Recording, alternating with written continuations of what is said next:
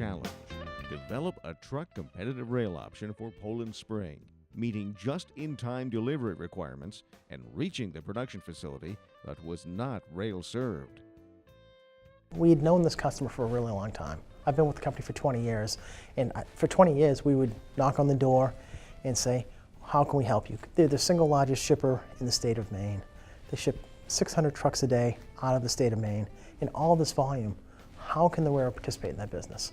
Bringing the project to fruition would take 2 state DOTs, a port authority, a Class 1 railroad, and an intermodal container provider. The result was the first intermodal service to central Maine in over a decade. The final breakthrough really came down to there was a gentleman at Poland Spring that he worked for Tropicana. And in his experience at Tropicana, he operated the Trop train that runs from Florida up to New York City. So he knew the value of rail. Knowing the value of rail, he called us up. He picked up the phone and called us versus us having to reach out to him. Once the infrastructure was underway, the next challenge was creating a program that delivered the service needed at a price that made sense. Operating guys fully bought in. They saw the future. The future for our railroad is going to be intermodal, just because that's where the market's going.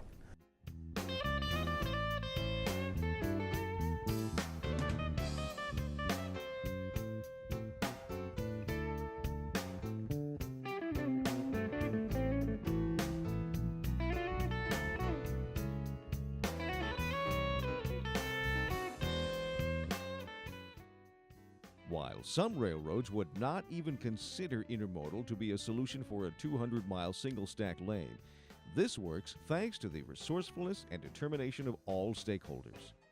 A whole combination of all the people involved, from MainDOT doing the investment at Portland, MainDOT doing the investment in Waterville, I'm Skip providing the container and wanting to be a willing participant, US Intermodal operating at Waterville. US Intermodal also operates down in Air.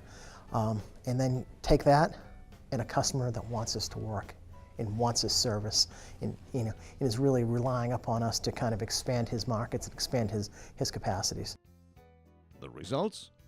A carload increase of 67% in a year.